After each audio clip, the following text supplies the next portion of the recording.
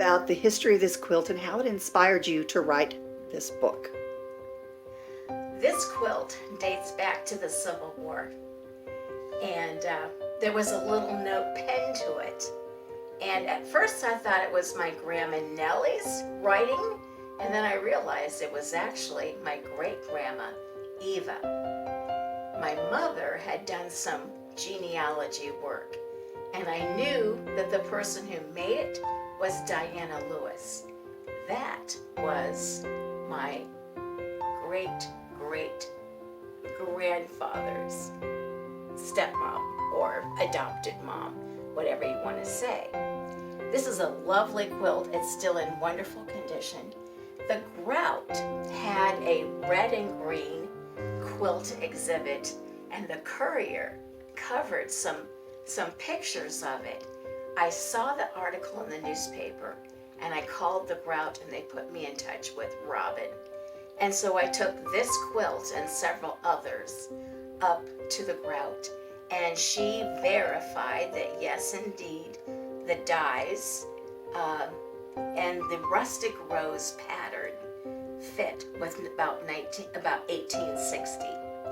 And so, thinking about one of my relatives making a quilt around the Civil War and finding the other quilts in my mom's big chest here that go back to World War II, turn of the century, World War I, the Great Depression,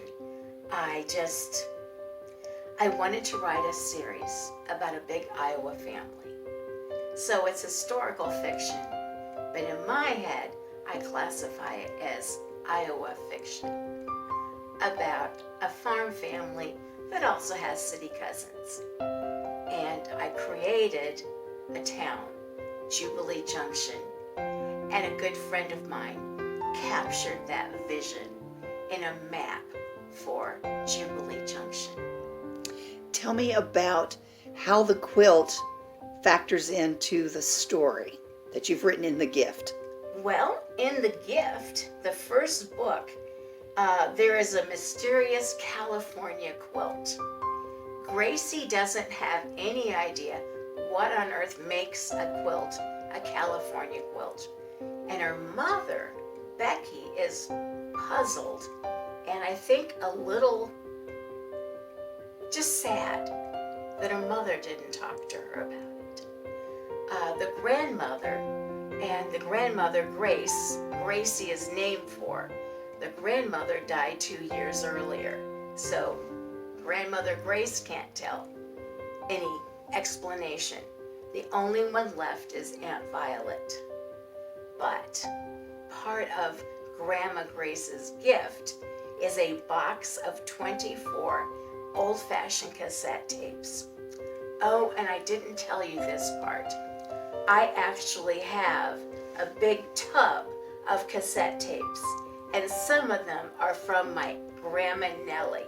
She would send me tapes at college. I went down to Springfield, Missouri to go to college, and she would send me these hysterical tapes. Now, she wasn't trying to make a funny tape, but she's this little teeny thing walking around the farmyard.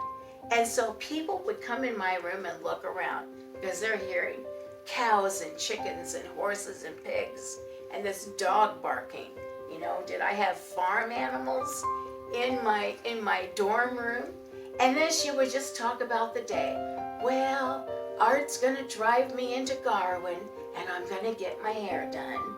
And I'm gonna use the egg money to do this. And we're gonna go out to the 40 acres of timber and, you know, just her ordinary routine for the day. So the cassettes that you then drew into your story are kind of based on that experience. Exactly. And now Gracie, she has to try to figure out where all this is in the family history That's right. and how it factors in, which of course is the story. That's right. Thank That's right. you. I appreciate your taking the time to talk with us today. Oh, you're so welcome. I enjoyed it.